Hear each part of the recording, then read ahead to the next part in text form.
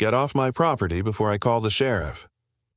That's what I screamed at the crew in neon vests as their backhoe chewed into my driveway like it was a public sidewalk. Gravel crunched, diesel fumes filled the morning air, and the sound of concrete splitting hit me harder than any alarm clock ever could. I wasn't half awake. I was fully furious. You'd think I was hallucinating. But no, the sun was barely up, coffee wasn't even brewed, and there they were, tearing into the one piece of ground I paid for, paved, sealed, and maintained for years. My driveway, my private driveway, and the cherry on top? Standing at the edge of the chaos, arms folded like a queen surveying her conquest, was Marjorie, the president of our HOA. Now, if you've never had the pleasure of meeting an HOA president like Marjorie, imagine a woman who wears power like perfume. You can smell it before she opens her mouth.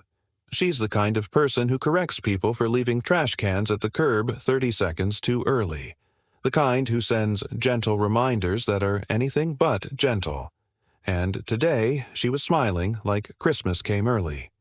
I stormed over, waving my arms at the construction crew, who had the decency to look sheepish. "What the hell are you doing? This is my driveway." Marjorie's smile didn't falter. "Correction," she said, tilting her head the way she does when she's about to ruin your life with a clause from the bylaws. "It's now an access point for the community. We voted." "Voted?" I barked. "I never got a letter. No notice. No meeting." "Oh, there was a meeting," she said smoothly, her pearls catching the morning sun. "Article 12, Section 4. Emergency infrastructure improvements may be approved with majority board consent." And they consented. Her eyes glittered as if she'd just cited scripture. I wanted to argue right there, but the sound of a jackhammer firing up drowned me out. The ground vibrated under my feet. Neighbors were already emerging from their doorways drawn by the racket. Mrs. Callahan across the street clutched her bathrobe tighter, whispering to her husband. The Jensens stood on their lawn, arms crossed, clearly entertained. The whispers stung. Some looked sorry for me, others looked delighted. In a neighborhood like ours, Schadenfreude is the unofficial HOA motto. "Marjorie," I snapped, "you can't just take someone's private property. That's illegal." Her smile sharpened. "Oh, honey, it's not taking, it's repurposing, for the good of the community. You should be proud." Proud? My blood boiled. But here's the thing about HOA drama. It never explodes in one glorious fireball. No, it simmers, it festers. And right there, standing in the morning sun with half the neighborhood gawking, I knew this wasn't just about a driveway. It was about power. Flashback 2 weeks earlier. A plain white envelope in my mailbox. Notice of violation. Bold letters across the top. According to Marjorie, my basketball hoop was visible from the street and in violation of community aesthetics. A hoop for my son. I ignored it, figuring it was petty harassment. Then came another letter about my hedges being 2 inches over regulation height. Another about my trash bin placement. Each one signed with her elegant looping signature. Marjorie H. Tinsley, HOA President. It was only later that I realized these letters weren't about hedges or hoops. They were about breaking me down before she made her move. Now, with the smell of hot tar and diesel choking the air, I saw the full picture. My driveway had been targeted. Why? Because it sat at the edge of the cul-de-sac, perfectly positioned as a shortcut between 2 connecting streets. Convenient, valuable, and, apparently, expendable, if your name wasn't Marjorie.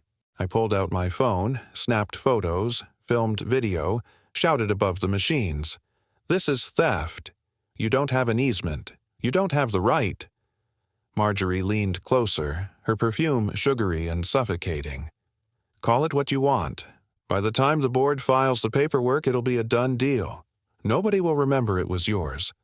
And then she walked away. Just like that, the rest of the morning was a blur of chaos. Yellow machines carved up what used to be my private parking space. Neighbors tiptoed around me like I was contagious. My son came outside, wide-eyed, asking where he'd play basketball now. I had no answer. My hands were trembling, but not from fear, from the kind of anger that burns slow and steady, the kind you feed instead of suppress. By noon, the crews had laid gravel where my driveway once stood. A half-built road stretched like an open wound across my property line. Marjorie's minions on the HOA board stopped by, offering polite smiles and nonsense like, "Progress is never painless." Progress? Sure. I didn't sleep that night. I sat at my kitchen table surrounded by bylaws, property maps, and every letter Marjorie ever sent me. The papers spread out like battle plans. My driveway wasn't just concrete, it was my fortress, and she had stormed the gates. Somewhere around 3 in the morning, as the neighborhood lay silent and the stench of fresh asphalt lingered outside, I made myself a promise. This wasn't over. Not by a long shot. The next time Marjorie smiled at me, I swore it would be the last time she smiled so smugly. This isn't a road, it's a circus. That's what I muttered one muggy afternoon as a delivery truck wedged itself halfway across what used to be my driveway. Horns blared. A neighbor's sprinkler hissed over the scene like it was mocking us all, and through it Marjorie marched past in her sun hat, waving as if she were grand marshal of a parade she single-handedly orchestrated. At first, though, people thought she was a hero. The week after my driveway's funeral, neighbors acted like they'd been gifted a miracle. "You can cut 3 minutes off your drive to the highway," one of them gushed, as though 3 minutes were the difference between life and death. The Jensens bragged that their morning commute had never been smoother. Even Mrs. Callahan, who once claimed she couldn't support HOA projects because of her fixed income, raved about how the shortcut saved her gas money. Meanwhile, I watched them zoom over the fresh gravel like they were christening it with every tire track. My front lawn trembled from the rumble of engines, the smell of exhaust baked into the air, and my son's basketball hoop lay dismantled in the garage, casualty of Marjorie's improvement. Marjorie soaked it all in like sunlight. She strutted around the cul-de-sac, pearls gleaming, clutching a clipboard that held God knows what. If someone dared question her about the legality of the road, she'd flash her practiced smile and say, "It's what the community needs." The word community rolled off her tongue like it was divine law, but perfection doesn't last long in suburbia.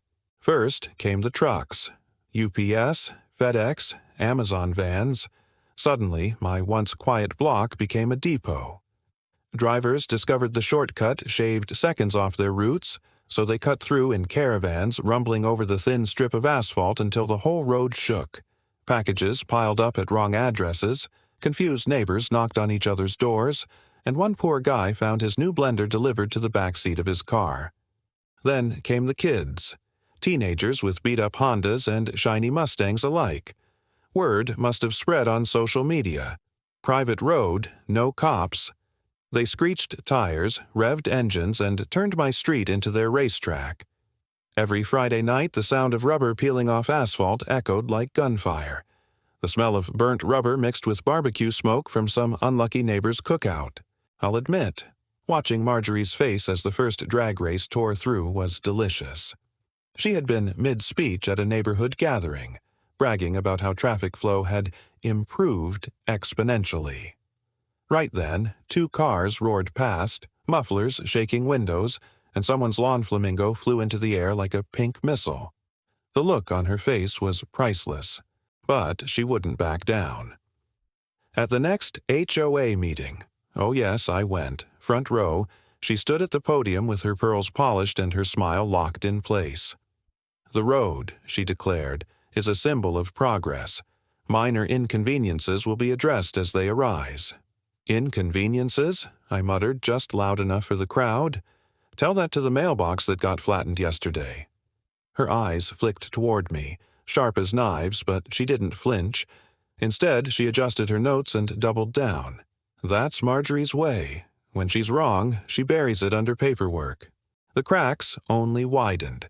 Strangers started parking on lawns, cutting through on their way to the strip mall behind our neighborhood. Trash cans overturned. Kids couldn't ride bikes without swerving around potholes that appeared barely 2 months after the asphalt was laid. The HOA scrambled to issue traffic etiquette reminders in their monthly newsletter, written in Marjorie's flowery prose. Nobody listened, and me? I stayed quiet, too quiet.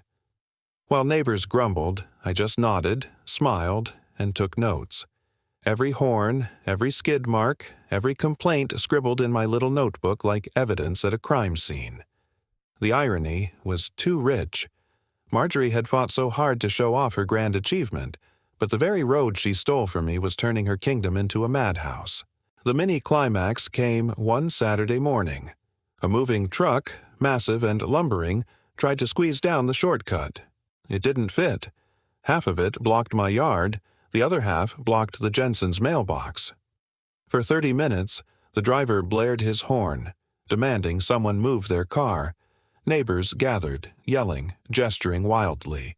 Someone's dog escaped and ran circles around the chaos. It was bedlam. I stood on my porch, sipping coffee, savoring the view like it was the morning news. And in the middle of it, Marjorie appeared, waving her arms like she could control the storm. "Please, everyone, let's remember.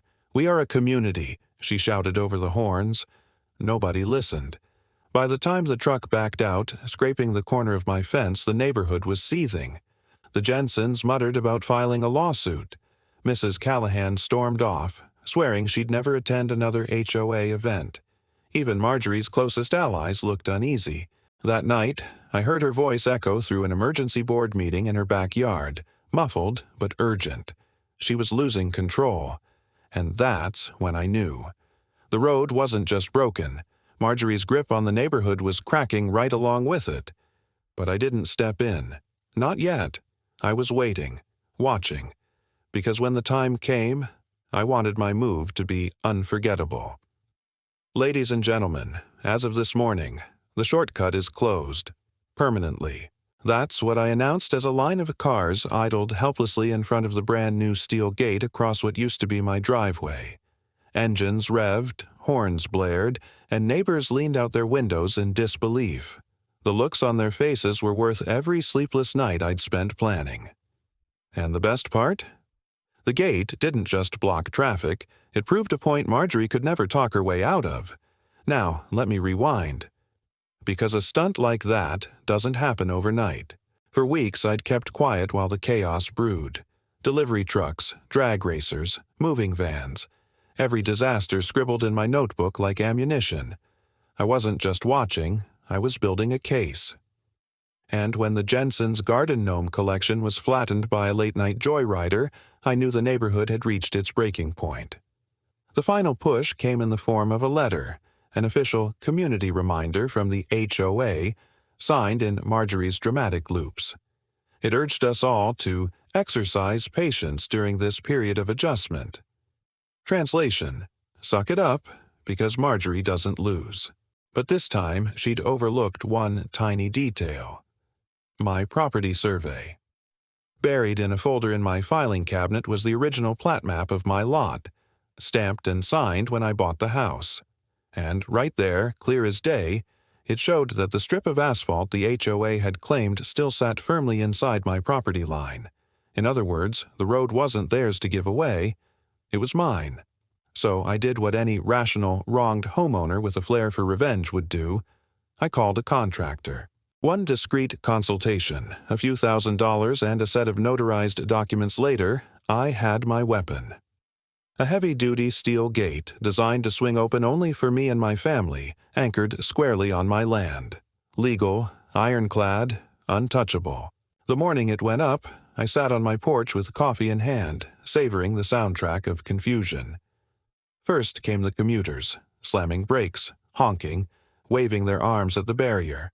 Then came the delivery vans, forced to back out awkwardly, blocking traffic in both directions.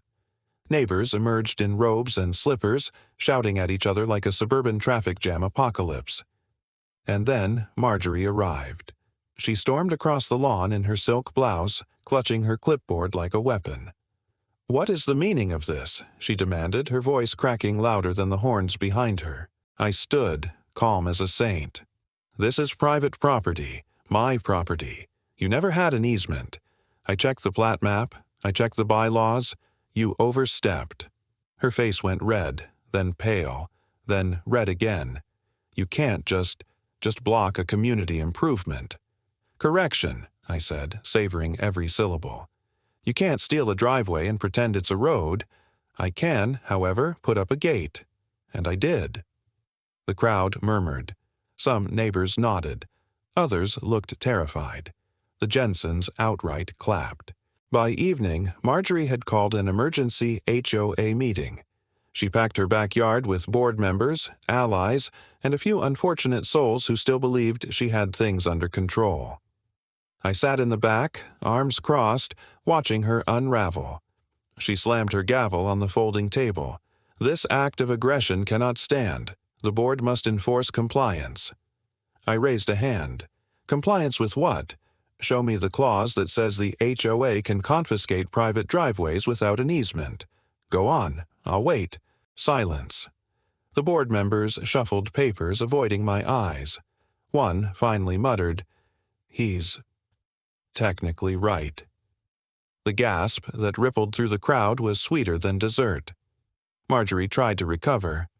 "Well then, we'll petition the city, file for eminent domain."